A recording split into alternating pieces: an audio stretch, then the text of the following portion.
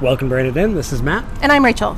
So today we are taking a walk on the Beltline in Atlanta, something that we did commonly before the pandemic, and now, vaccinations, outdoors, lovely temperature, we're back to it. So Beltline is an urban sort of renewal project in Atlanta. It runs along what used to be a railway line that they've now transitioned into a walking, biking path, not cars. Atlanta used to be called Terminus because a bunch of railroads all terminated here, which is why actually Atlanta exists. Yeah.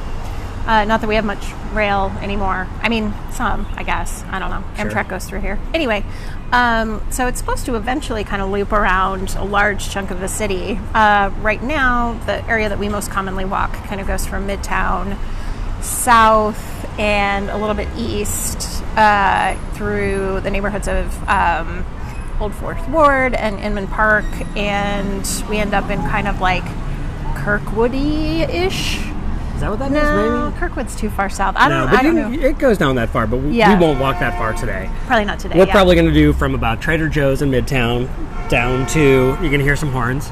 Krog Street Market. Down to Krog Street Market, and then we'll probably take a lift or something back. But because we got a cat to feed. Yeah, I'm also seeing this as our day drinking tour of the Atlanta Beltline. Oh yeah, for sure. So we're going to tell you about drinks and eats. We're hoping to get a wine tasting in shortly. Just had a nice cocktail. We'll come in and talk about that in just a moment while we walk. That's what we're going to do. All right, let's get some intro. All right.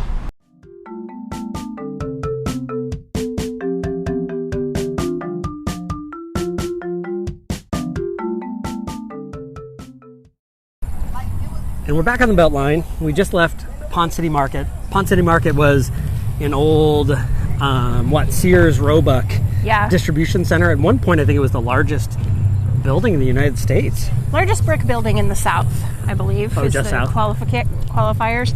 But yeah, it's massive. And when we first moved here, it was empty. For a while, I'm sorry, cut you off. That's fine. They were just talking about sort of remodeling it. And honestly, I had a really hard time imagining that was going to be successful, considering how huge it is. Yeah, because for a while it was City Hall East. City Hall East. Yeah. If you read the Kate Daniels series of urban fantasy novels, it is the wizard school in those. Oh, really? So, learn something every day. Factoids. Yeah. From Rachel. So we stopped into PCM, Pond City Market, as our first stop. When we've done this sort of walk in the past, it's normally our stop. There's a bunch of restaurants. It's kind of like a big food hall. There's some stores, boutique sort of stores. There's a nice bookstore. Yeah, there is. Which we did not go in today because I'm not allowed to buy any books today. I already picked one up at a little free library. Yeah. That's enough. But we end up stopping often if we're going to get a drink in Pond City Market at a place called Biltong Bar, which I think really surprisingly has awfully good cocktails. Yeah. I mean, why is that surprising? I don't know. Because we looked at it for the first couple of years they were open. Pond City Market was open. Because it's also, it's a beef jerky bar, which you would think, maybe that's do I really not need my a jam, beef jerky bar in my life? I don't know. And then I think the first time we went a couple years ago was because everybody else was too busy. And there was an open table, so we sat, or an open spot at the bar. And was surprised at how interesting, unique their cocktails were. I had a duck fat washed cognac cocktail, which was just as ridiculous as it sounds. Yeah, and I'm thinking, I don't remember what's in it. We took a picture of part of the menu. It's on our Instagram. But in the past, I've gotten one called See You Later, Space Cowboy, which is obviously See You, Space Cowboy. Yeah, See You, Space Cowboy, which is a Cowboy Bebop reference. It has some... what does it have in it? It's got some Japanese whiskey or something, I think. Yeah, Japanese whiskey and yuzu something, and then I don't remember what else. But I'm going to pause here while we're walking. Okay. There are a bunch of fucking buildings, sorry, I'm dropping the F-bomb here, that are under construction. This Beltline just keeps getting... more crowded. More housing surrounding it. I mean, initially, the people who came up with it had envisioned it as a place that would have... Hold on. Yeah. Sorry, just going to get past the music. We are talking while walking, so going to be some background noise. Anyway, they had envisioned it as a place that would also have affordable housing And that has not come to fruition. These houses and apartments are incredibly expensive along the Beltline. I seem to remember the original visionary behind the Beltline, who I think did it as part of a graduate project in architecture. At Georgia Tech? Maybe, yeah, right. But I think he's left the thing because he was frustrated with how poorly the city's handled affordable housing. Yeah, I mean, housing is crazy all over the U.S. right now, but it's real bad in Atlanta. Yeah, and so also we're walking outside, we're walking around a bunch of people, like, I don't know, we're in front of the Common Ground. I don't know what this is, but there's like a brewery and some other things going on. New Realm. We're going to pause for someone taking photos. Yeah. And we might be talking live, we might be getting some clips in the audio, so apologize if the audio quality is kind of poor today, but I think this is, way back when we did first season. We're in third season now somehow. Yeah. We did a episode on a tour of Ponce de Leon Avenue. Right. Which Ponce City Market is appropriately on Ponce de Leon Avenue. Yeah, and now we're heading south instead of east-west, which is what Ponce de Leon does. And when we did that, when we originally recorded that, I think we envisioned that we were going to kind of record it along the way. And instead we recorded an intro from the parking lot of the Varsity. Right. And then we did the whole tour and then did a wrap-up. We were a little bit rushed that day because we had that event that evening, which I wish we wouldn't have had. I think I would have had a better time if I didn't have a deadline that was like, gotta go. But so, this time we're a little bit mellower. Yeah, I mean, our cat's sort of a deadline for us, but no, he can wait a little bit for his food. He's fine. He won't starve.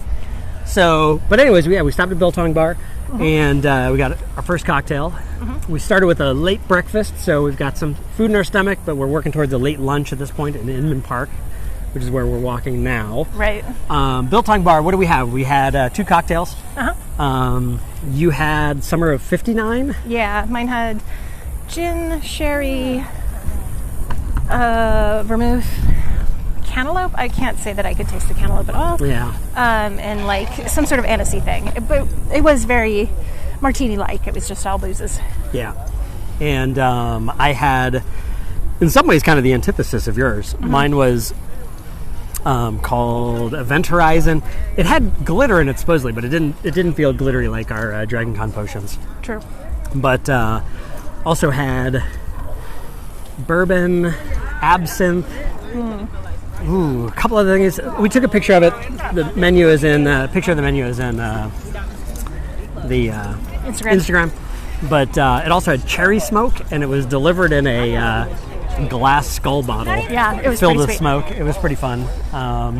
Cool picture of that, maybe.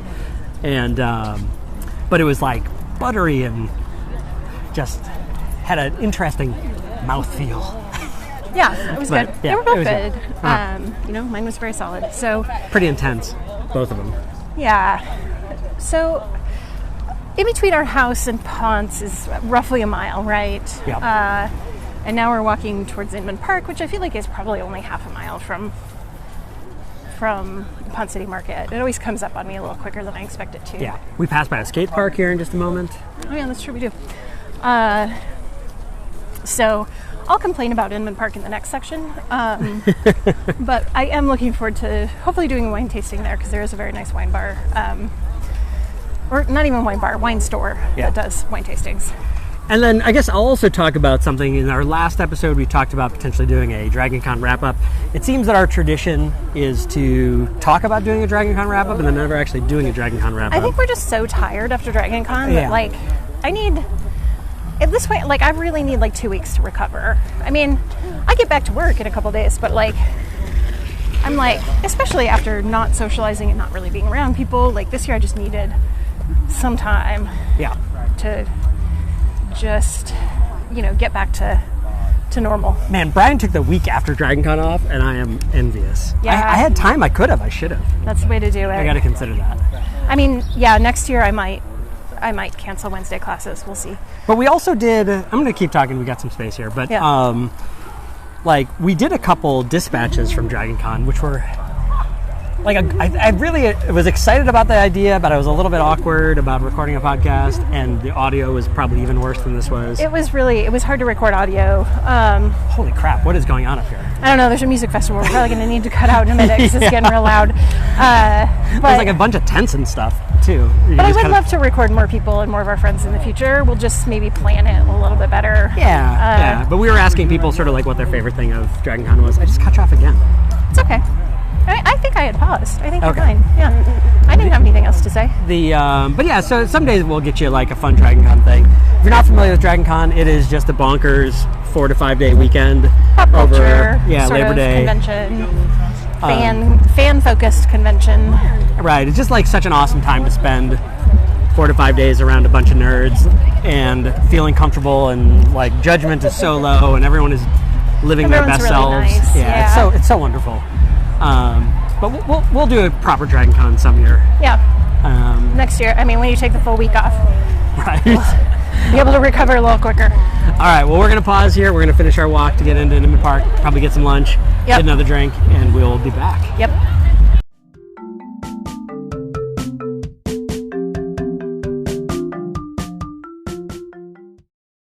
Hey, so we're back. We made our second and third stops of this Beltline trip in Inman Park. So we stopped for a piece of pizza. Well, a whole pizza. I feel like it's been two hours. Oh, At least. easily. Yeah. I mean, we had a whole meal and wine tasting. Yeah. It's not like a speedy sort of business. Yeah. We had a good Italian, wood-fired pizza, and a nice beet and apple salad. We got someone coming up on a bike with some speakers. Ooh. Yeah. What the heck is that? It's like a little motorized mini tricycle? Yeah. Yep. All right. Yep. I mean, like, you see those, like, big version riding around the streets, right? That's like the mini version of that. Yeah. That's the nice thing about the Beltline, before we get into the food and drinks, is we've seen some crazy stuff on the Beltline. That's true, we have. What's your favorite thing that you've seen on the Beltline? Oh, clearly, the guy riding his bike playing goth music with a crow on his shoulder. Yeah. I mean... Was it a crow or a raven? I don't know, either way. One of the two, but... It was impressive. It was really intense. And then we also saw someone... This was just like a random day in the month. Not even October. No, it was not Halloween. Someone was dressed up as like a pharaoh or something, right? Yeah, full-on pharaoh costume, just trucking down the Beltline. Yeah. It was late, so I was like, you probably got off work or were doing something, I don't know, at that pharaoh bar that we've never heard of. You're right. Yeah. But it was still, like, kind of bonkers. Yeah. So one of the nice things about the Beltline, too, before we get into the food and drink we just had, is that there's all these nice little, like, underpasses. Underpasses. With, Underpasses like, pretty over us. interesting graffiti and such. Yeah. They welcome it. Welcome it?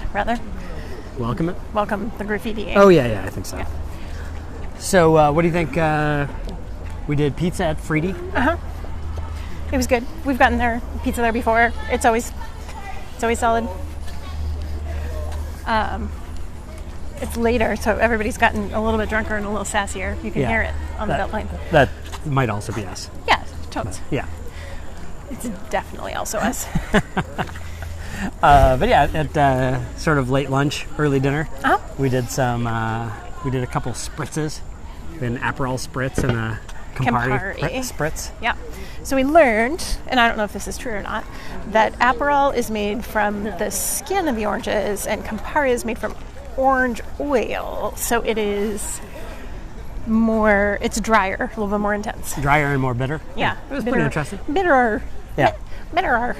I still want to get we had gotten a bottle of Capanelli, I think it was called. I think so too. It was recommended from Ansley Wine Merchants. Yeah, here in Atlanta, and it was pretty good.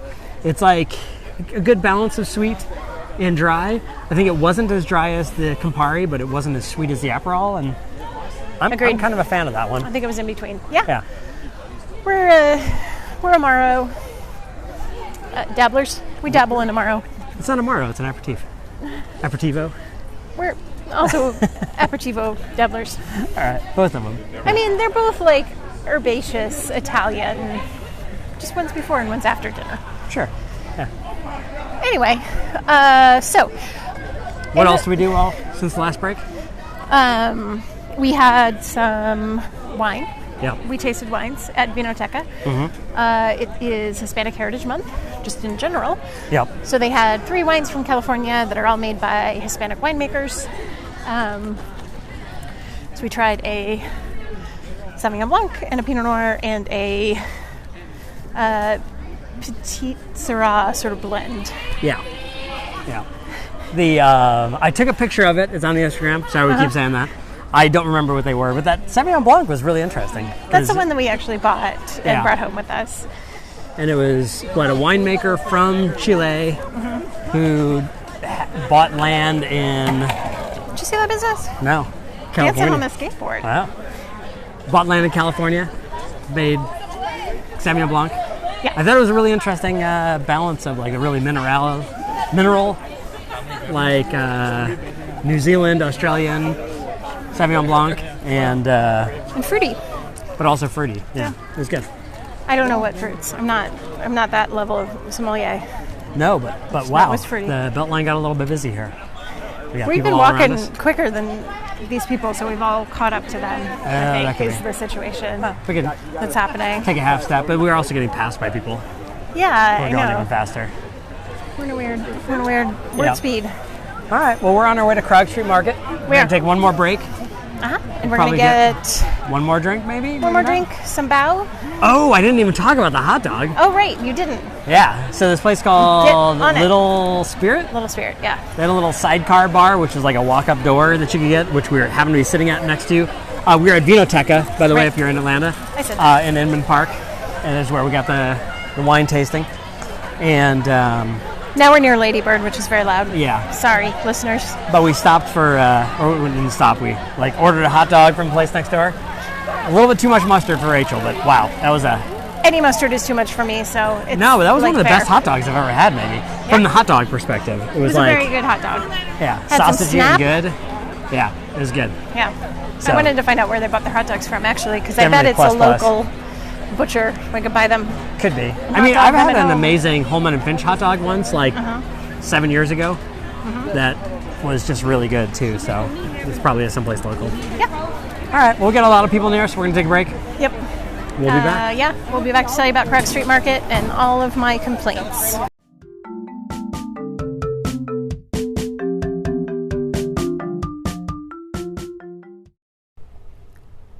We wanted to record the last section right after we left Krog Street Market last night, but we actually got home too late. We had a movie night with friends that we had to do, that we'd like to do. So we are recording now the following day to wrap up our Beltline convo.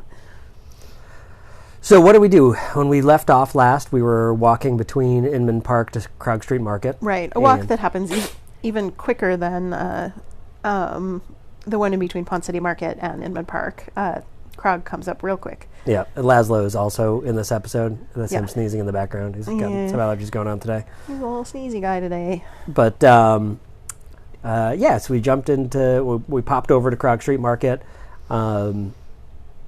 There's a really good beer alcohol store there called Hop City, which we've stopped at sometimes. They've got a really good they've got a really good Tap room. Yeah. Essentially. So they've got a lot of beers on tap, and the list is sort of organized by, kind of type of beer, which isn't that unusual, but it also, I think, says like ABV and all kinds of other stuff. Yeah.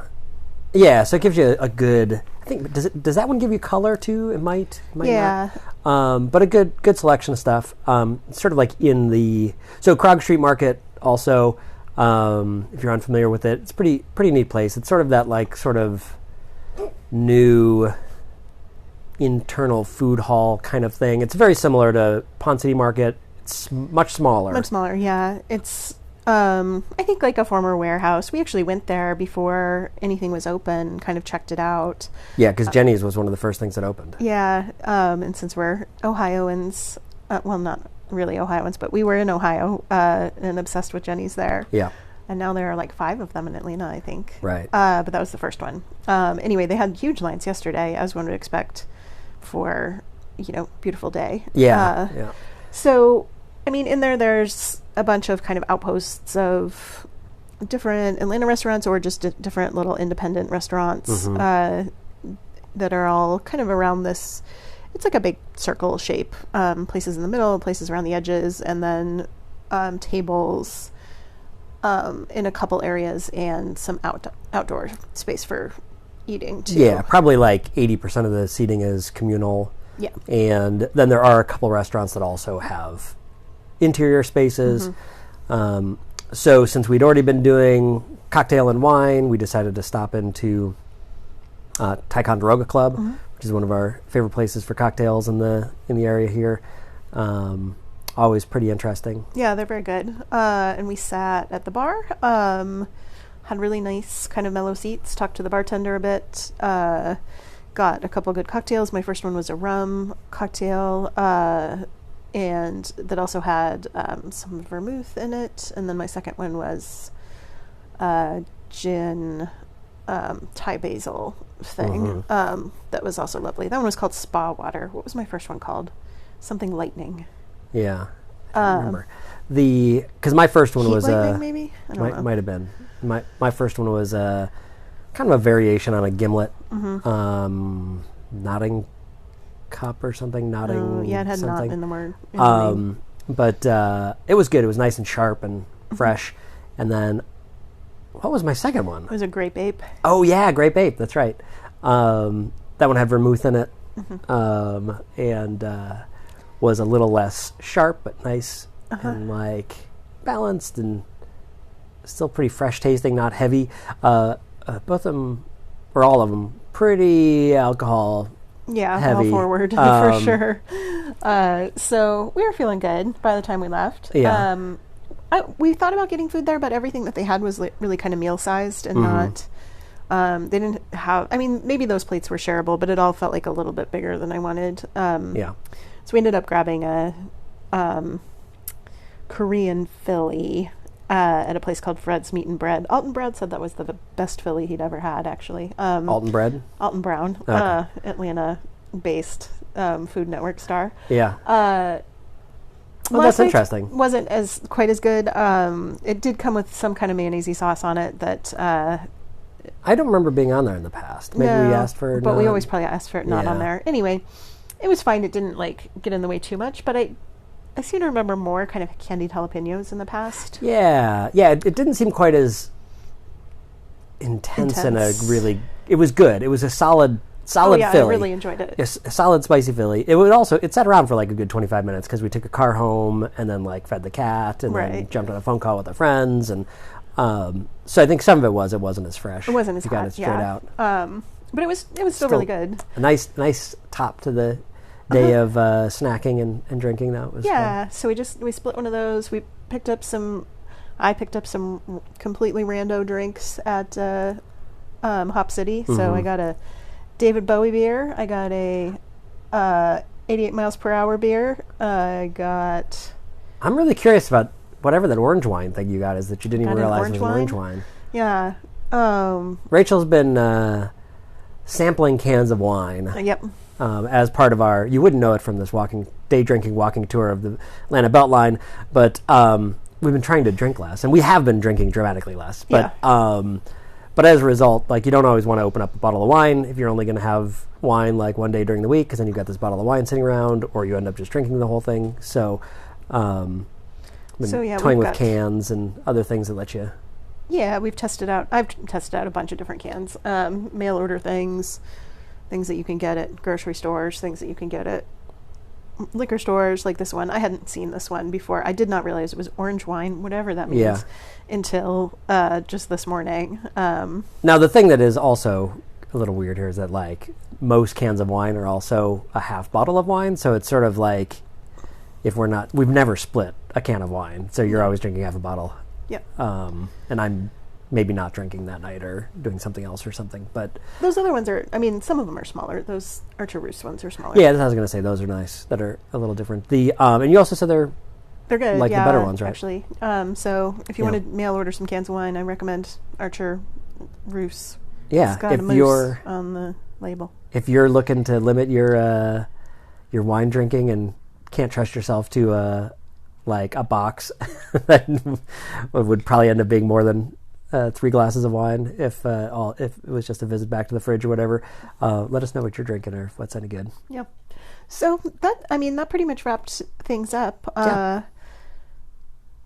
What did we miss on the Beltline? In the past, we've not taken as much time in each one of those, right? And we've walked both directions.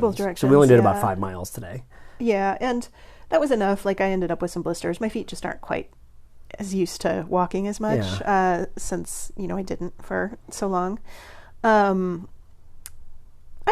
were talking about it. Next time, I think we'll take the bus down to Ponce City Market and then walk a little bit further along the Beltline to some of the areas that we haven't actually walked to before. Yeah. Like, we've been down to those areas, but we've driven. So, so I think that would be fun. But I also think, we could have kept walking. We would have just needed to get a little bit earlier start because it was 8 by the time we came home. And I wouldn't have wanted to walk too much more. Yeah, we didn't start until after 2. Right. It was like 2:30 when we hit the... Yeah.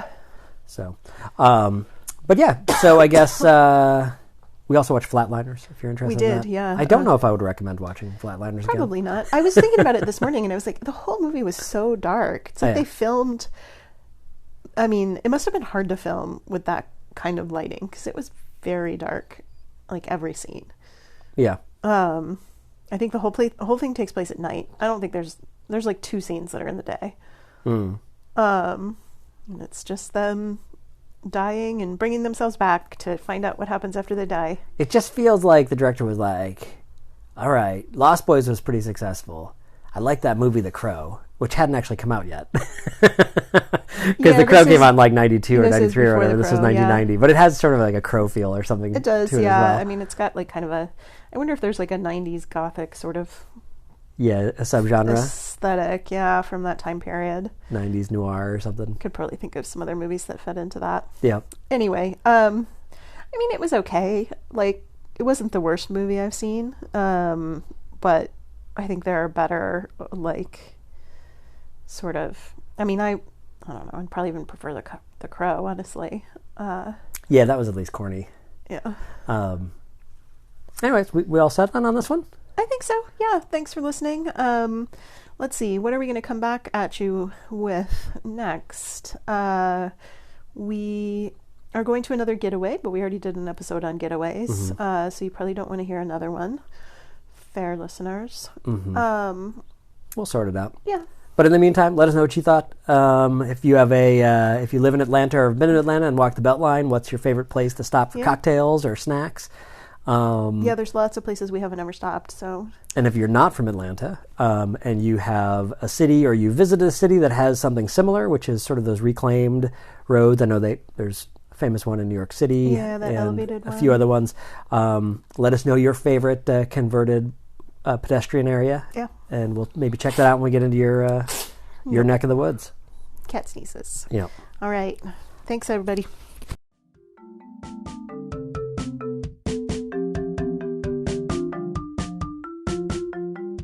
You can check us out at anchor.fm/rainitin. That's spelled REINITIN, all one word, no spaces, and you can leave us a message there. You can also follow us at Instagram at rainitin_podcast or email us at rainitin@ssdpress.org, also spelled REINITIN at ssdpress.org. Thanks again to all of our friends and family for all the support and for putting up with us. Have a great day.